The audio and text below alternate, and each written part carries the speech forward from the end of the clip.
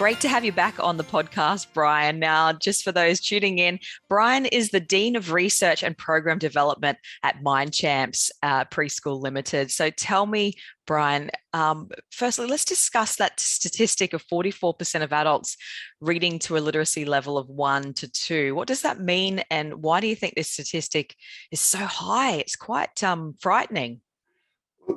The interesting thing is when we have a look at statistics like that, it sort of brings us back to reality a little bit, because what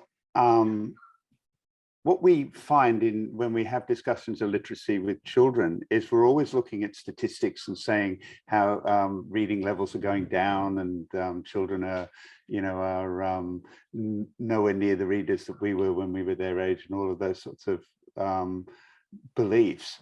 But when you actually look at the statistics, as you can see from this one, reading has never been successfully taught. It's never been a universal enthusiastic pursuit for most people in society.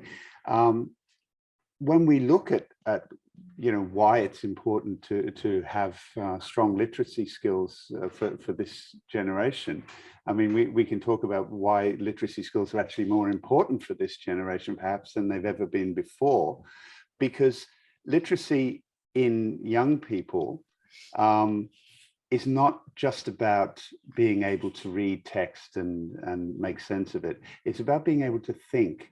You see, when we read, the more we are able to develop our critical thinking skills, our predictive skills, our analytical skills.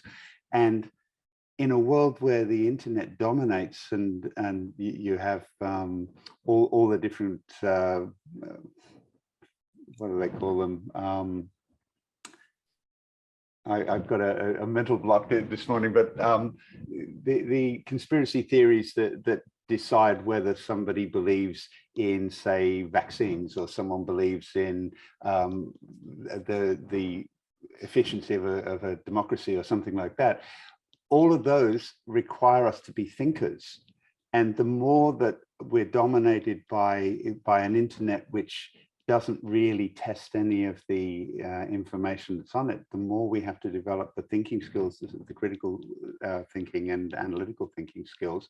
And the only way to do that really is to develop your proficiency in language through reading, because reading demands far more of our language than conversation does. So while it's been an endemic problem forever, I mean, I wrote an article in 1994 on exactly this, about, people worrying so much about the decline in literacy in 1994. And I said that, the only way that we would really know if there was a decline in literacy was to give the same reading test we give to our kids to their parents. And you would find exactly these statistics way back then. So it isn't a new problem. It's just that perhaps the environment we live in makes it more important now to develop good literacy skills in children than ever before. Yeah, and I love that reflection on the critical thinking, because there is so much misinformation out there, but we don't know whether it's misinformation or not. And that's where that critical thinking needs to come into play.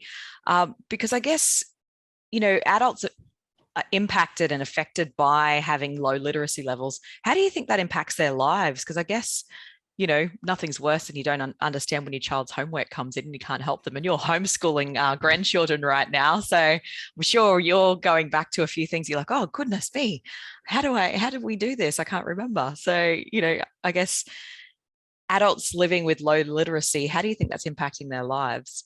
Well, it means that they're much more easy to manipulate for a start. So politicians, marketers, conspiracy theorists, whoever you want to talk about, have a much better chance of influencing you if you're not a reader, if your reading level is at a very low level, because it means that the language that you can control is so much less sophisticated, and therefore you can't make distinctions that someone with a better grasp of literacy can.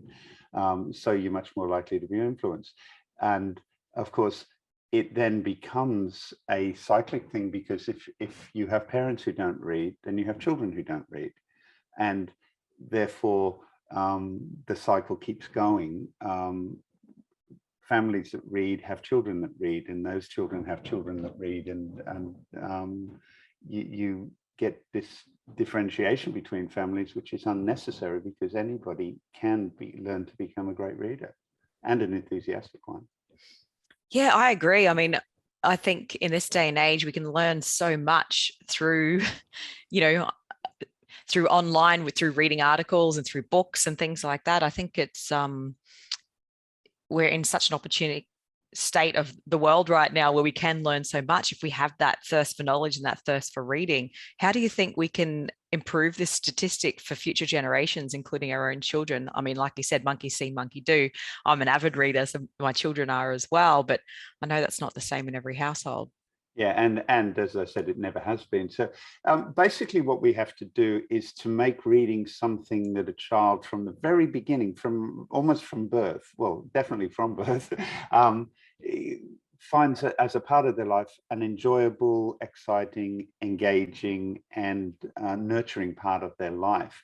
If the daily or bi-daily experience of reading is positive, it engenders sort of feelings of love and happiness and engagement, then that child will become a reader. They become a reader before they can actually decode words. The problem that we have is that we focus so much on phonics and decoding and being able to say the words that we forget that that's only 20% of reading. Phonics is essential. I mean, to be able to turn the symbols into sounds is an essential skill. But how you come to that essential skill is the key. If you come to it through drill and rote learning, what we call drill and kill, then you get a person who can decode words who will never read anything by choice.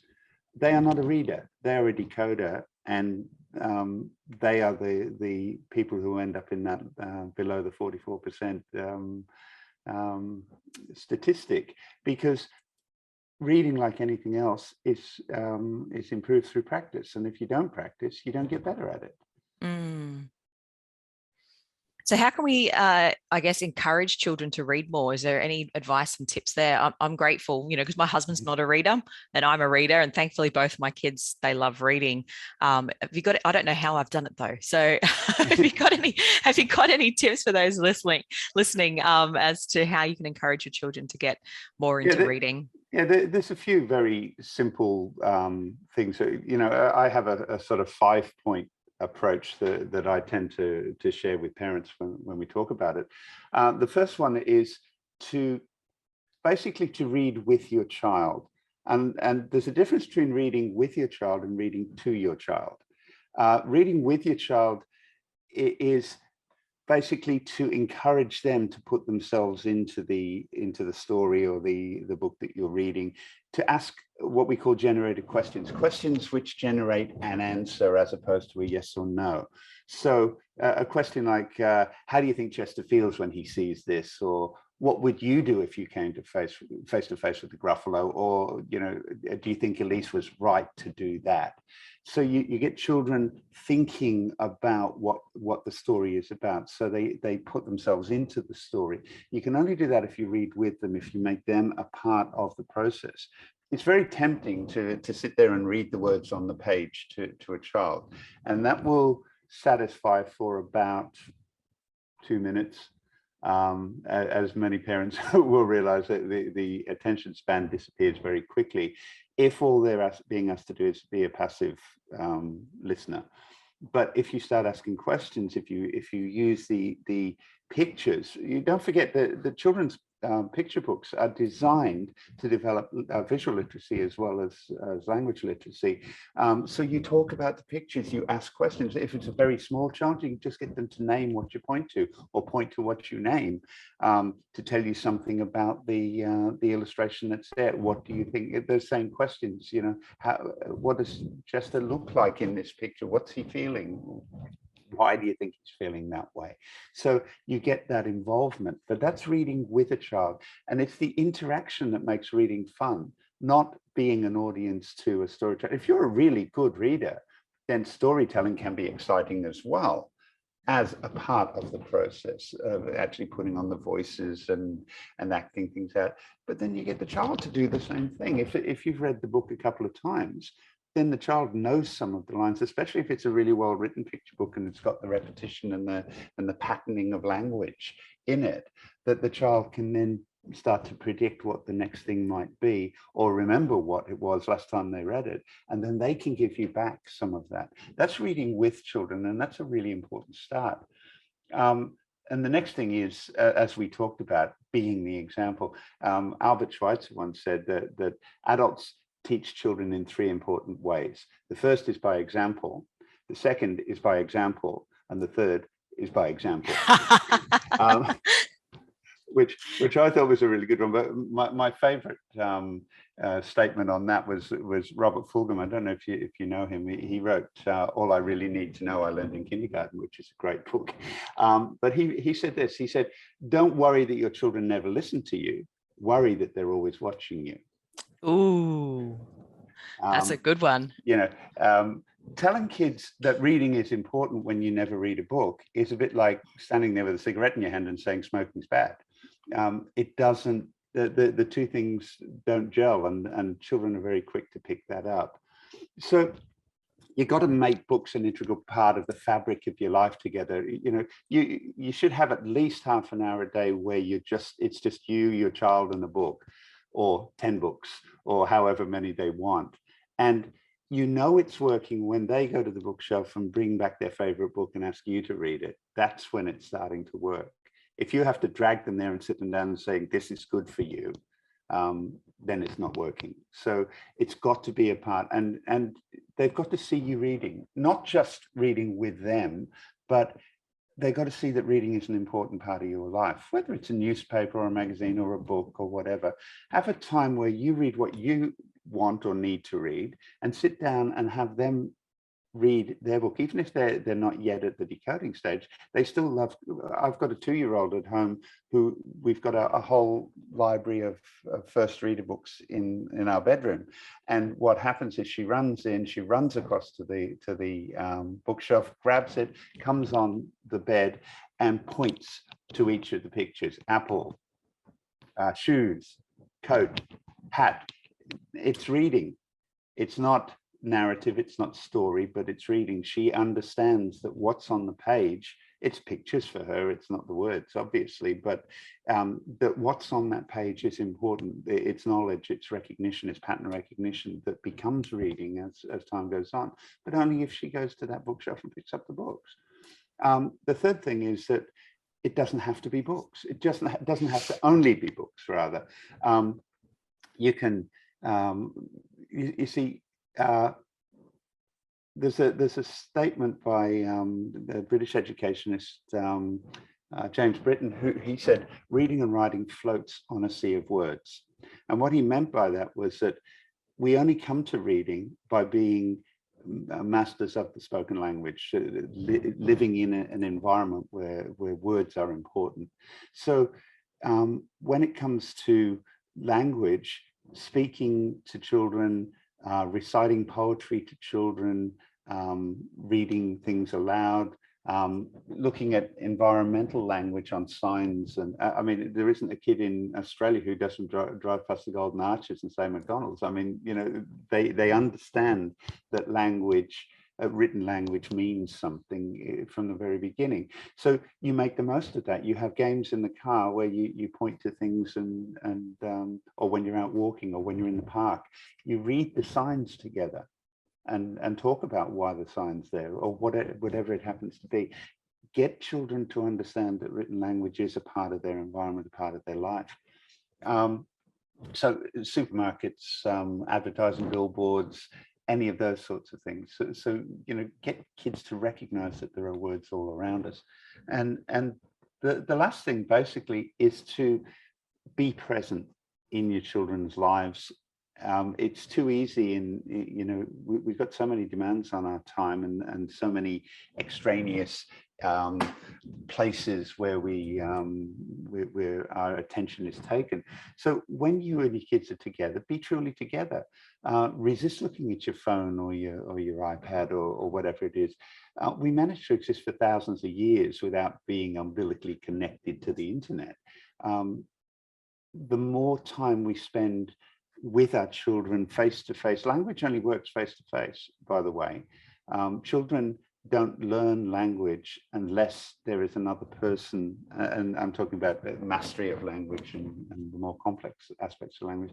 They don't learn that from a TV screen.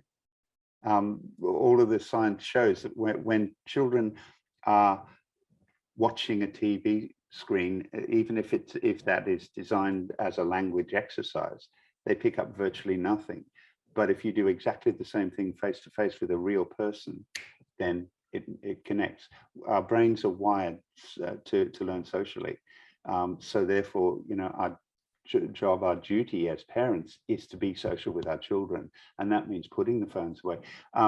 One technique that a lot of families have learned to use is what we call the vault. And it can actually be a very fun and focusing thing. The vault is simply a container. It can be a Tupperware container or a bag or a box or whatever. And at certain times of the day, say meal times, reading time, family time, games and karaoke night, whatever it happens to be, all of the electronic devices get put in the vault. They get turned down or turned off. The vault is closed and those devices disappear for a period of time. You find very quickly that the world doesn't stop if you put your phone away for an hour.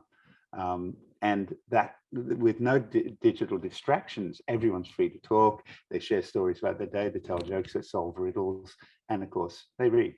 And all of those things are necessary really to create a reading friendly environment in the house. I love that. I just want to touch on something you mentioned a little bit before with that face-to-face, that children learn better, language better through that face-to-face interaction. So how do you think children that are doing all of this online learning right now in isolation are going? It's not good. It's a necessary evil, obviously, because you've got to do something. But the best online learning is where the teacher is actually on the screen talking directly to them. It's not ideal because the brain doesn't process the flat screen image the same way as it processes a real face. But school-age kids, if they got a familiar face, they're talking directly to them, not recorded and reciting. A face on screen that interacts with them, asks them questions, and with Zoom it's really good because they can get to give answers back, which is great. It's certainly better than just watching a video and trying to make sense of it because your brain just switches off. So it's not as passive as, say, watching TV, because there is an interactive quality about it, and there is a question and answer and all of that. So it's not as good as being in the same room as the person, but it's also better than, as I said, than just a recorded presentation. Class, yep. Yeah, but different online learning is being done in different ways, and some of it is just basically for very good reasons. I mean, you can't always have that sort of Zoom interactive situation happening. But where possible, online learning should be in that interpersonal way, because otherwise you lose a lot of the potential. Excuse me. It's so interesting because I guess, there is, people going, oh, will schools move to being permanently online where children are learning in that different sort of world? So I think sincerely hope not. Yes, well, you're homeschooling at the moment, as you said. So I guess, I guess there's going to be more research done on the impacts of how the children are learning in that online space, which it's intriguing. So thank you for sharing that little bit of insight there. So what are some things that parents can do to foster a love of learning in books and in their homes? You mentioned a few there. Board games like Scrabble and things like that. Look, anything at all that gets people interacting with language. So the obvious ones like Scrabble and Boggle and word games where you start building up words. Kids get really involved in that, especially if you can have a dictionary next to them, and they're allowed to sort of go through the dictionary and learn how to use a dictionary, because a lot of kids with sort of online aids with their writing, for example, never use a dictionary for spelling anymore. They just hit spell check. But dictionaries have a lot more in them than just how to spell the word. They have meanings, they have sources, and you know, if you teach a kid that dictionaries are actually fun, you know, if you've got a word you don't know, you look it up and then you find out what its roots are and you find all these other things. You get kids interested in how language is formed.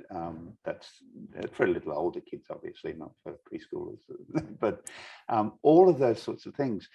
And it's not just word games. Playing any game with a child involves a lot of language and instructions and being able to make sense of what it is you're doing and to develop a sophisticated understanding of the game. So playing card games with kids develop numeracy skills as well as language skills. We tend to use electronics as babysitters, and everybody does it because it is sometimes in a very busy life it is a bit easier, but we have to be careful with that we're not losing that socializing influence, which is probably our most important role as parents. So true. It's a tough one because, you know, the first thing they say is, but my friends are allowed, and I'm like, yep. I know, and that's good for them. It's actually not good for them, but no. Yeah, you know, if you look at the research, you know, in terms of what's healthy screen time for children, it's very low. Half an hour a day is as much as what you have to realize with screen time, especially, is that our brains develop through experience. Our brains develop by doing and by interacting with the environment around us, our information. We build neural networks according to what comes in.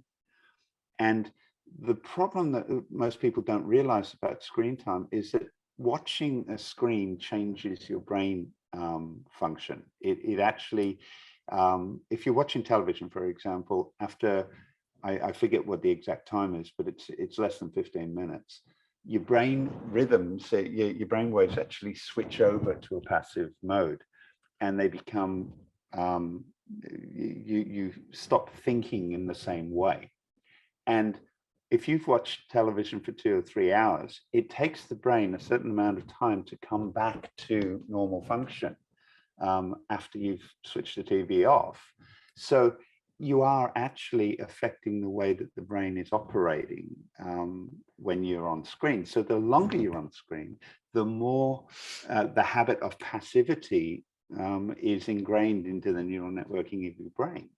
So over a period of time, you think less. You become less critical of the information that's coming in because you're in a passive mode. You're not thinking about what you're watching.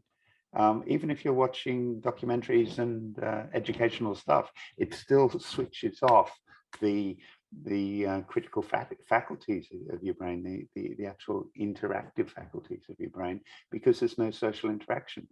Our brains are tuned to an environment well before, I mean, our brains evolved 1 million years ago.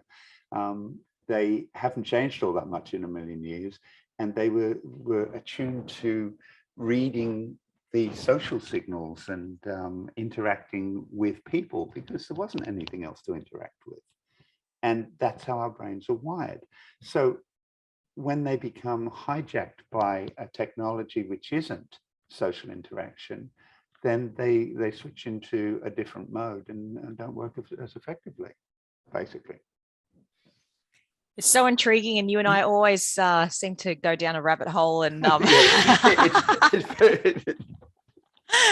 we can't help ourselves. We do it every single time, but there's so much, I guess, that's impacting our children from that literacy. And it is that distraction media, which is that, device and hopping online. And I guess it's I guess what it is, you see, is that we tend to think of literacy as opening a book and reading lines of text. And that isn't the full extent of literacy. We bring what I always said, when I was giving talks on, as a novelist, you get to talk a lot about writing. In fact, you get to talk more about writing than you write. But when I was talking to people about writing, what I always said was that as a novelist, you create 50% of the story. The other 50% is created by the reader. The reader owns that story. The reader creates the story in their own mind. And 10 people can read the same book and they're all reading a different book. Because what they bring to the story is just as important. And so when we think about literacy in children, we've got to realize that literacy is one of the jigsaw puzzles. The actual ability to read, is one of the jigsaw puzzles of literacy, but its experiences, its outside influences, its social influences, it's all of these other things that make reading what it is for any individual child. And if we ignore all the other things and just focus on phonics, then we get a decoder who never reads a book and becomes one of the 44%. We've given us lots to think about today. So thank you so much. Any parting words to our listeners right now in regards to helping children develop a love of books and learning? Well, all I can say is that I'm not going to focus on the kid. I'm going to focus on the parent. A lot of parents that I've talked to over many years have said the same thing. They come back later on and they talk to me and they say, we now have a reading time at home. We have a half hour or an hour a day where we read together, all in the same room. And they said, almost without change, that that is the best time of the day for me. Not for my child. My child is loving it, but it's the best time of the day for me because I get to connect with my child in a way that I wasn't doing before. A very personal, very relaxing and enjoyable and nurturing way. And the more you develop that habit, that reading habit with your child, the better it is for both of you. Perfect. I love it. Time to get reading, parents, and hanging out with our kids in a more meaningful way. I love it. Thank you so much, Brian, for being on the show. A pleasure. I think there's about 14 other podcast episodes that we can do from just from this one and dive deeper on in the future. But Brian's written over 300 books, so go and check them out. Is there anywhere people can go for more information, Brian? Mind Champs. Yeah, if you go onto the Mind Champs website, there are some things there that can lead you into other directions as well. But that's probably the best place. Best place. Well, thank you so much for all your incredible insights as per usual. I can't wait to get you back on the show soon. Okay, thanks, Bree.